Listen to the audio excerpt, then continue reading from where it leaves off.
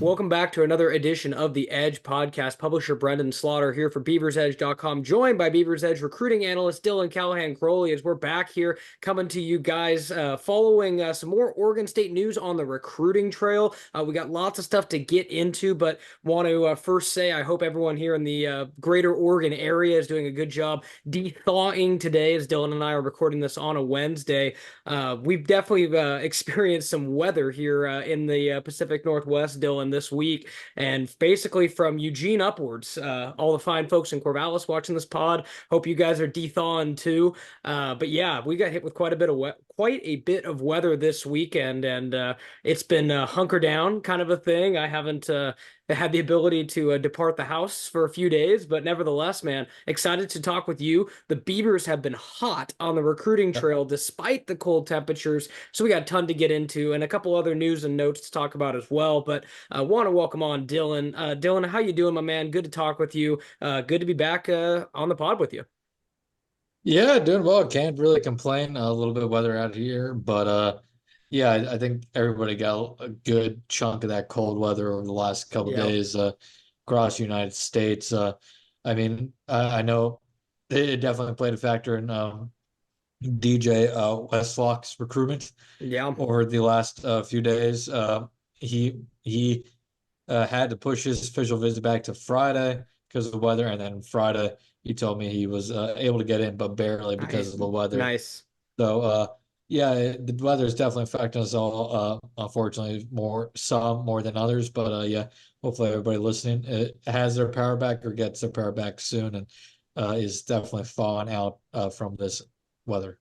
Oh yeah, and I must say, like, I was very lucky, knock on wood here, to keep power, Dylan. But I've heard stories of some folks who have been, without power for 4 to 5 days, and I understand if you live, perhaps maybe more in a more rural area, like it's common for you to have generators or other things that can help you keep things going. But I know a lot of folks in the city here around the area that have been without power for a few days now, and with the electronic device world we live in now, Dylan, losing power, even if you got batteries going to drain. Like that's that, everything else aside, like it's the technology where it starts to hurt these days, especially with, Sure. NFL football on over the weekend and everything else. But again, hope you all are doing well. Appreciate you joining us here on the Edge podcast. Let's get right into it, Dylan. Like I said, we got a few news and notes to talk about. Obviously, right off the bat, where Oregon State, we come to you after the Beavers got two more transfers, two more high level transfers,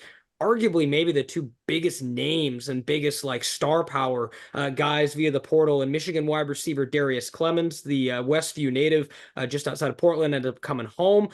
He joins the Beavers this year. And then obviously Dylan mentioned DJ Wesolak, being able to get in. I mean, it's hard to know if he would have committed if he didn't get that visit in. So we'll obviously be able to talk about that impact and all that. But one thing I wanted to mention as well before we dive into the two commitments, Dylan, is Trent Bray made a few more hires in the last couple days. J.R. Mawala returns to now be the director of Mhm. recruiting, someone you and I will be working very close with. Hired him away from Oregon, so always nice to bring someone back from Oregon. I remember when he departed a couple years ago, definitely really well connected in his role. So very excited to see what he's going to do.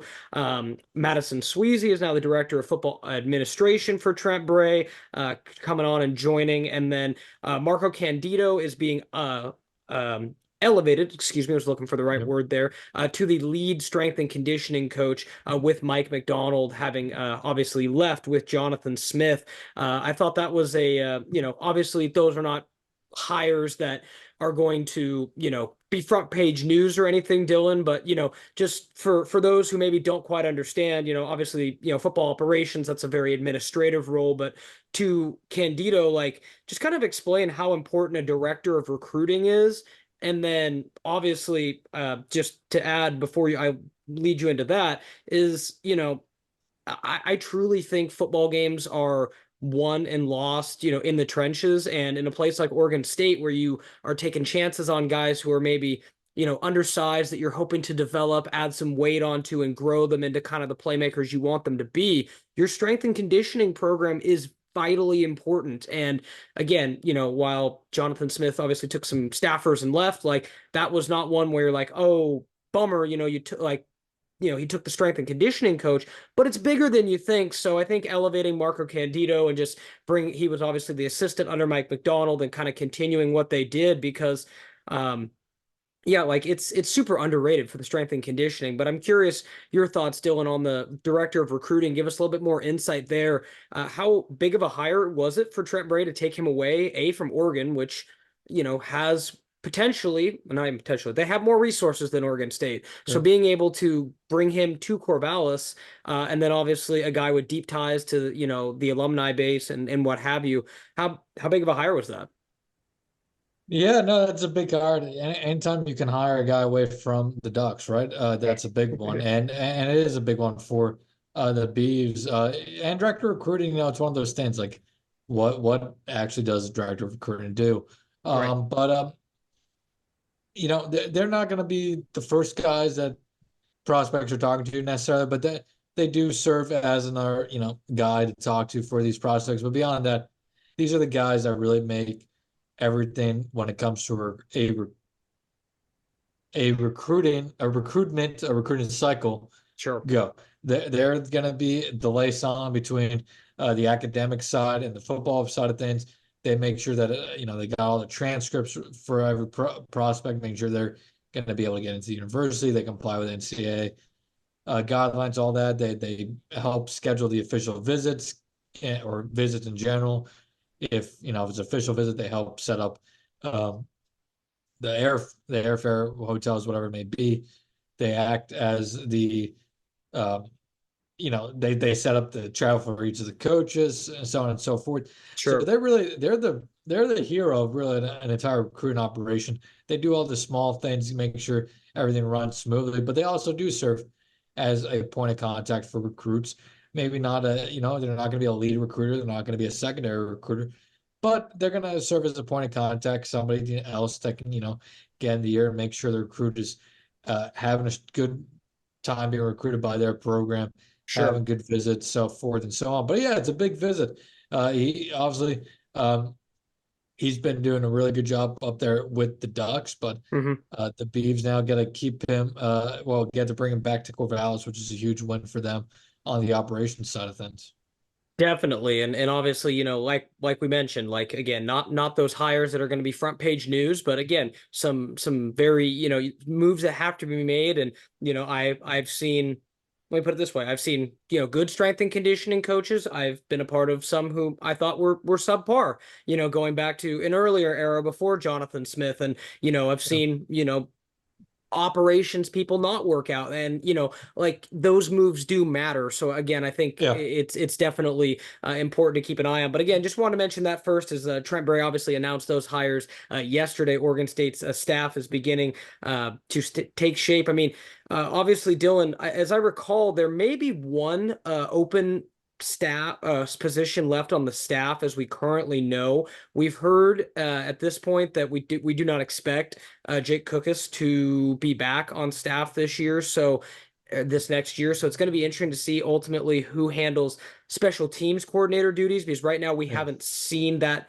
specifically announced. So I don't have the list in front of me, but I believe they have one staffer position left, if that is the case. So something to potentially keep an eye on moving forward for Oregon State. But again, we had heard a few tidbits that Jake Cookus would not most likely be here this next year. Dylan, does that surprise you, or is it just kind of the way that it ultimately the way that it the cookie crumbled, so to speak? Yeah, yeah. I think it's just the way the cookie crumbles. Um, you got to watch the Bees a little bit closer, special teams wise, than I have. But Sure. it's just I think it could be a point of preference for Trent Bray. Maybe there are some things that he just didn't like what he saw of the special teams unit. Perhaps there is stuff beyond that, but yeah, I think it's just the way the cookie crumbles, and they'll have to go out and find a new special teams coordinator slash safeties coach here Right. with Cookus gone. Right. And I think, with that, to an extent, like I said, we haven't heard anything finality, just kind of some rumors that that's probably what things are leaning towards. And, going back to Trent Bray, perhaps he doesn't want a coach who is only special teams. I mean, we talked, correct me if I'm wrong, Dylan, I believe Thomas Ford, who just came in as the running backs coach, did some special teams work at Idaho too. Again, don't Yeah. quote me on that. Just trying to remember off the top of my head, but all that to say, some coaches like to have, a position coach work that into what they do. Obviously Jonathan Smith liked having a dedicated special teams coordinator. So Yeah. you only get so many coaches at the Yep. collegiate level. So I think Get that's, 10. yeah. So I think that's certainly something to watch, moving forward. But again, just the last thing we kind of wanted to mention as far as Yep. personnel, but obviously to the good stuff, as they say, Dylan. Yeah, And and I would go quickly ahead. add, I would quickly add, they are at 9 on the field position coaches in so far. So that 10th coach will have to be the special teams coordinator and safeties coach um, going forward as well.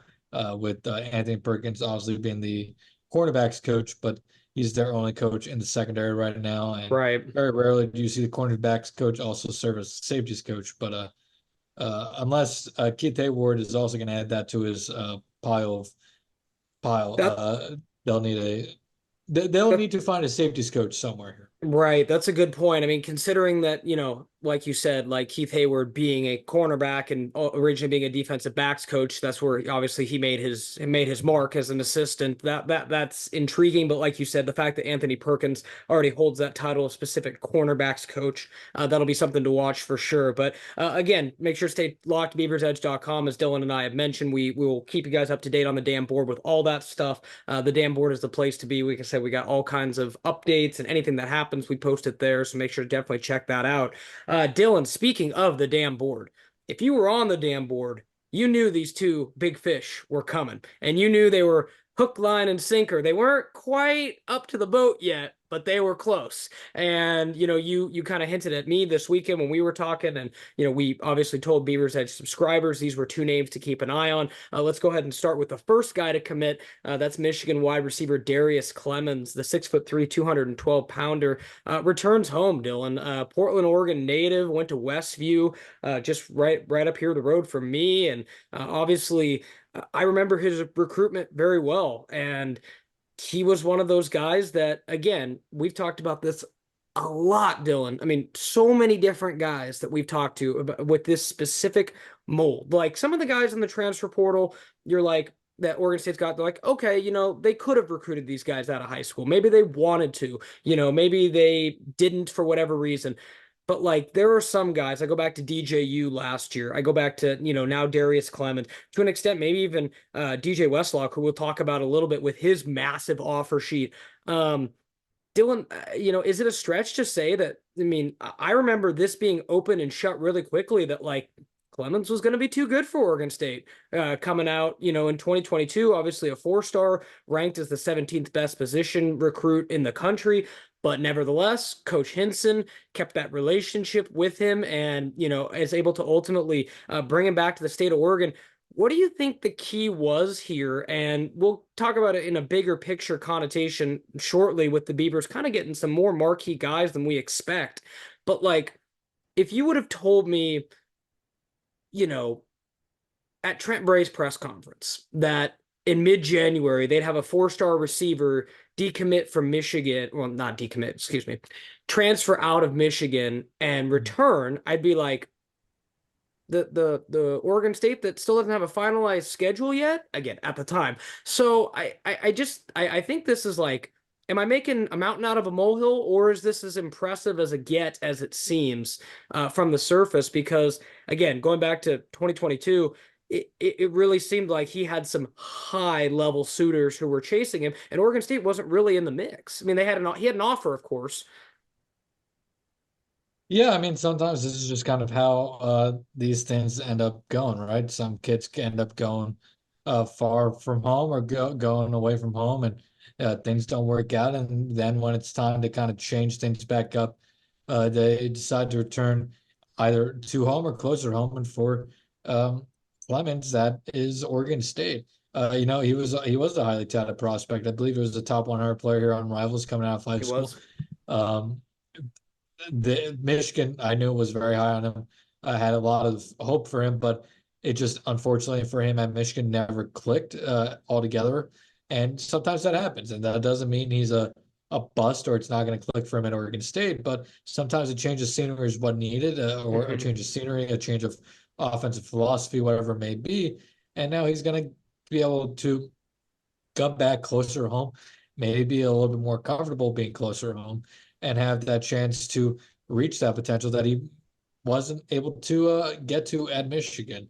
I think it's a big pickup for the Beavers. Somebody who should be able to step into that wide receiver room and be an impact player in terms of having a key role from day one, as long as he he is able to meet expectations and doesn't get passed up on the depth chart, which I don't foresee happening. Right. But as long as he's able to come in and meet the expectations that the Beavers do have, I fully expect him to be able to make an impact on the field next year. Right. And obviously, he comes in, 6'3", 212 pounds. I believe that's as tall as, Jeremiah Noga. I think checks in 6'2", maybe 6'3". Don't have that list right in front of me. But, immediately, Dylan, like, for me, there's no question. He is the tallest and probably most talented receiver Oregon State's had since Isaiah Hodgins, as far as like having a big play target. Obviously, Isaiah Hodgins now for, the New York Giants, carving out a nice role for himself, but he was six Sure. foot five, so even bigger than that, 6'4". But I just think, Oregon State's had some smaller playmakers in recent seasons at receiver. Not to say those guys weren't great, obviously, Silas Bolden is valued. He ended up at Texas, folks. Like that's it is what it is, but like that's not to say that like having, shorter receivers is a bad thing. And Anthony Gould declared for the draft. But if there was one area, Dylan, where you look at Oregon State's receiving core, you obviously did the, starters as recruits story throughout the year, kind of looking at Oregon State's receivers versus others. There wasn't that tall guy where you could say, I'm going to go throw you this, Yeah. go up and make a play and get it. I think Clemons could be that guy. You know what I mean? Yeah, they didn't have that tall, big body guy who you can rely on too. I guess Jack Velling to tight end to an Yeah, extent, yeah, but at the but receiver specifically, yeah. exactly. You don't have that red zone, big bodied red zone threat out wide. You don't have that guy you can trust to go up and get most 50-50 balls Right. and and and such. And I think Clemens is going to have the opportunities to fulfill those roles, and that could mean he could carve out quite a big role for the Beavers next season. Right. And again, like you said, obviously his like, we included it in the story we wrote at BeaversEdge.com. His most notable moment was a big catch he made, in Michigan spring game a couple years back. He didn't really get onto the field a ton with Michigan, but considering where they just played, folks, and how many games they've won the last 2 years, they've had some elite talent and probably some elite talent in front of him. So again, as Dylan said, this guy is nowhere close to, bust status or anything like that. It's just, it didn't quite work out for him at Michigan, and Oregon State landed a steal. Like, this is a huge, huge pickup for them, and not one to be taken lightly. Again, just going back, Dylan, I mean, that offer sheet is impressive. I mean, obviously committed to Michigan, but, everybody from, Oregon to Notre Dame to Washington to USC. I mean, everybody that was interested in a receiver was interested in Clemens. So that's obviously a huge pickup for Kefense Hinson, Trent Bray, and Ryan Gunderson and the staff. Transitioning over to the second commitment that they got, and definitely can't sleep on this one either, Dylan. Like, Darrius Clemons was obviously like, give yourself an attaboy and a high five if you're Oregon State. And I'm sure Oregon State fans were really happy to have a receiver, coming into the fold with that much talent. But DJ Wesolak, a defensive end, figures to be more of a defensive end kind of hybrid edge rusher for the Beavers at his size. The former Missouri Tiger transferred after not really seeing the field a whole lot during his 2 years. Played a little bit during his redshirt season, but did not see action this last year. Dylan, another guy we were able to let people know about on the damn board ahead of time that we thought this was happening. So kudos to you and all of our staff for being able to be on top of that. What do you like most about Wesolak? And do you think he's someone who can kind of come in and be, or as I see now in his commitment graphic, Oregon State has him listed as an outside linebacker. So I expect Yeah. him to kind of play that Sione Lolohea kind of role this year. If he's good, able to kind of get onto the field right away. Obviously, a four-star coming out of high school, and just like Clemons, a ton of offers. I admittedly don't know a ton about him. Dylan, what was kind of the story as to why you think he didn't play at Missouri? And then I think you kind of have to say that in some way, Jabari Johnson was probably a factor in this recruitment, given that they both came from Missouri. No, yeah, I think the Jabari Johnson having that connection definitely helped Oregon State here land Westlock. I'm sure he, talked to Jabari throughout this recruitment and asked him his thoughts on Oregon State and what he liked about Oregon State, what made him want to Sure. come to Corvallis. Yeah, Westlock, it's interesting of why he didn't get on the field for Missouri over these last he was a 22 signee, so last 2 years. Yeah. And I think part of I haven't, I have not been able to fully read into or ask around why Sure. yet, but sometimes it just happens that some kids develop slower than others, and some may get lost in between positions, depending on a defensive philosophy, how a program wants to run their defense. And, you look at it, he's 6'4", 250. He's very much in that kind of tweener range of where he could play a linebacker, he could Mm-hmm. play a defensive end, he could play a hybrid type role. For some programs, that's harder to find a fit for guys than others. But I think Oregon State has a pretty confident idea of what they're going to ask him to do coming into Corvallis here in the near future.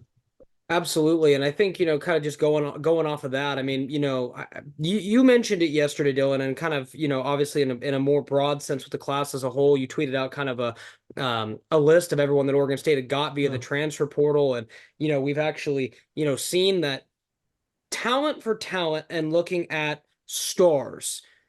You could argue Trent Bray's put together as good of a roster as, Jonathan Smith did in his time in Corvallis. Like, at least on paper, it all has to be put together. But, I'm just want to be taken back. I'm pleasantly surprised at how well they've been able to get guys via the transfer portal and even in recruiting. Obviously, the 2024 recruiting class, the high school one, Dylan and I have talked about it. We call it the Moneyball class for obvious reasons, and the fact that we think it is, high upside, more developmental guys.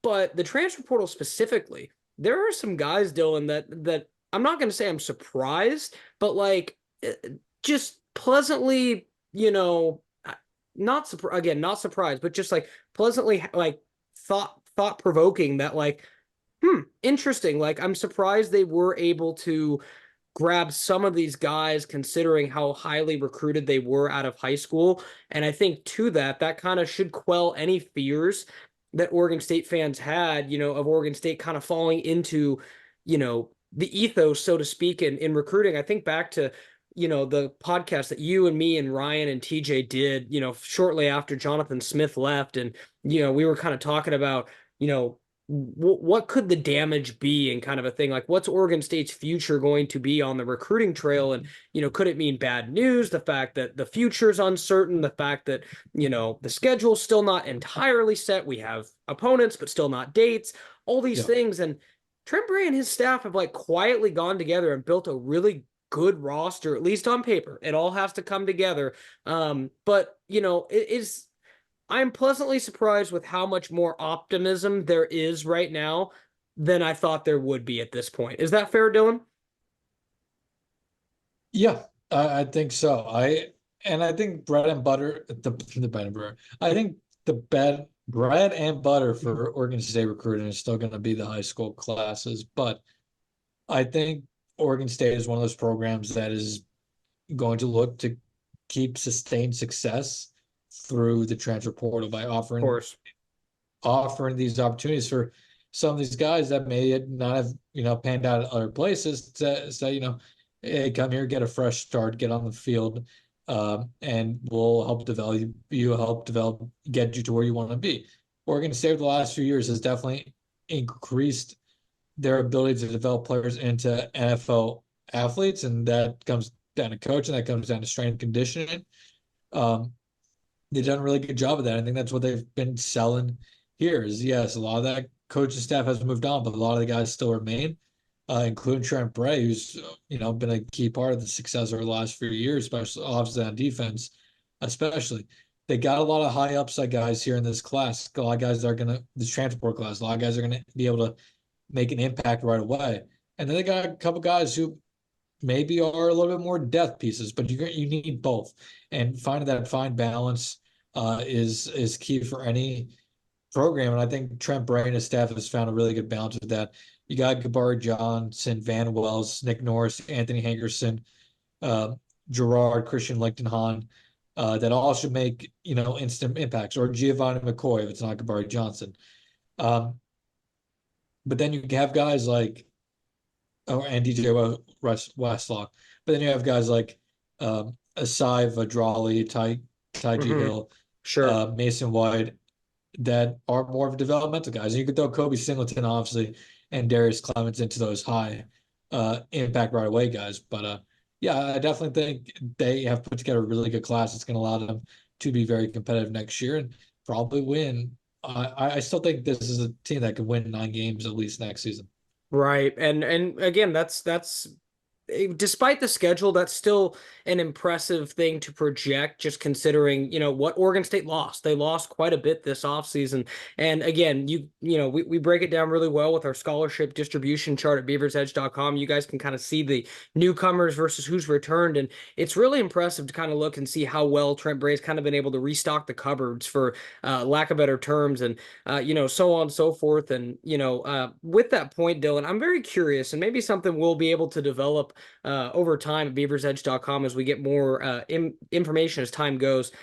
I'm curious to talk to a couple of the guys that ended up staying in the recruiting class, more like a Dexter Foster or a Dylan Sikorsky, and just hearing what the differences were in recruiting pitch between Trent Bray and Jonathan Smith.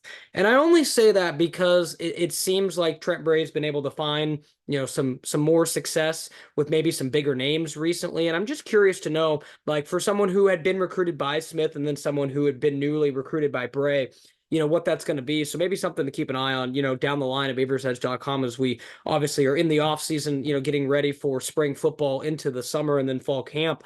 Another thing I wanted to mention, Dylan, because they, after last time we all talked to Trent Bray at signing day, he said they wanted to hit transfer portal for quarterback, transfer portal for defensive back, transfer portal for tight end. We think they've addressed addressed quarterback, addressed defensive back, and I think a few other spots on defense too. It's been all quiet and mum on the tight end front.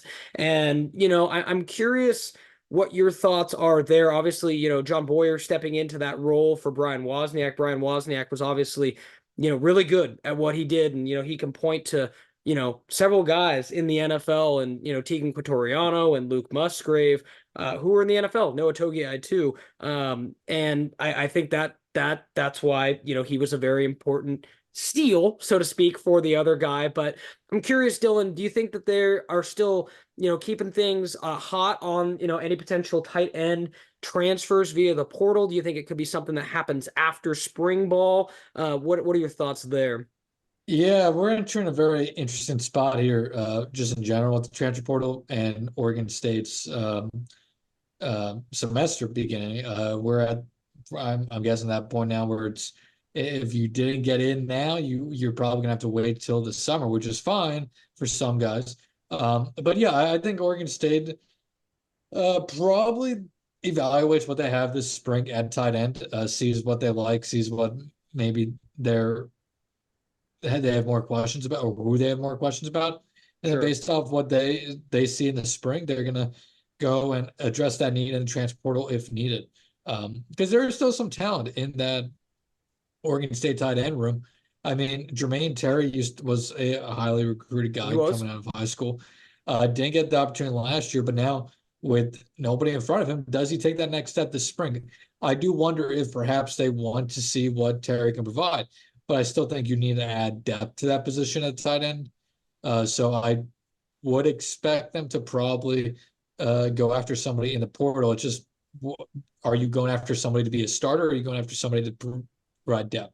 Right. And again, as Dylan mentioned, Gabe Milborn and Cooper Jensen are the only other two scholarship tight ends in the room. They right now have three. At one point entering this last season, they had, four guys that they thought could play big snaps for them.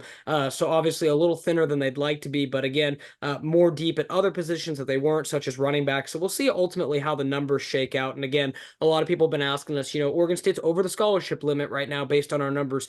For those who are curious, those numbers don't really have to be finalized until the start of this next season. So there's some time. It's kind of just a resource tool for us to look at and kind of be able to see how things are ultimately shaking out on paper. But nevertheless, it's going to be very interesting because you can tell that, Trent Bray and his staff have been recruiting for what they want things to be. And we'll kind of end the podcast on this note, Dylan, and maybe give us something to lean into for our next podcast. Is, curious to see, and great questions, coming to us on the Edge podcast, of what the true differences are this year with Oregon State offense and defense, with Trent Bray and obviously Ryan Gunderson on offense and then Keith Hayward on defense.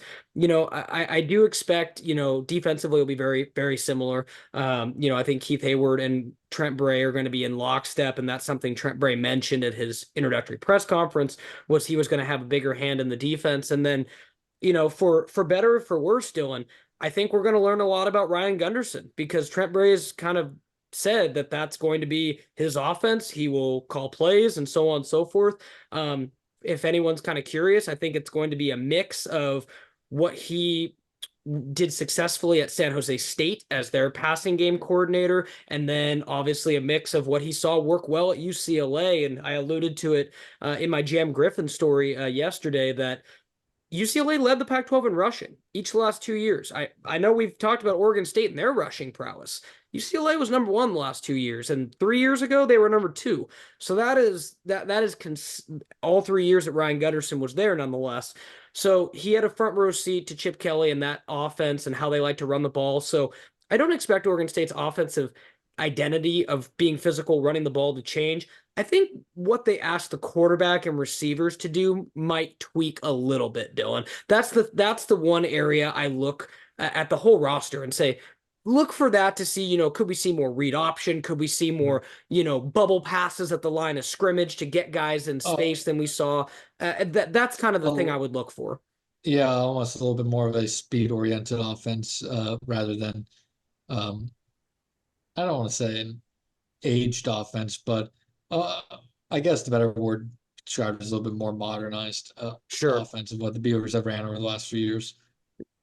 Yeah, it's definitely going to be interesting. And like I said, it will no doubt be different because, again, you have an entirely different offensive staff. I mean, it's, obviously Kefense Hinson's there, a few others, but like, Jim Mahalchek and Brian Lindgren were kind of the architects of that offense in a lot of ways. And Right. both those guys are gone. So, and Smith obviously had his input too. So I'm really excited to see what Ryan Gunderson's ultimately going to do, kind of tweaking the offense. For Beaver fans that are curious what might change, I'd keep an eye on the offense. That's going to be really intriguing in spring just to see what tweaks are there. But ultimately, Dylan and I have seen they reloaded the running back position. They obviously are still going to run the ball. The offensive line still needs to be strong, run blocking. They've addressed that too. So it will be the same, but with some key differences. And like Dylan said, I think modernize and maybe try to get more production out of the offense, particularly maybe as, speed is going to be something to keep an eye on for sure. But nevertheless, that'll go ahead and wrap up this edition of the podcast. Big thanks to Dylan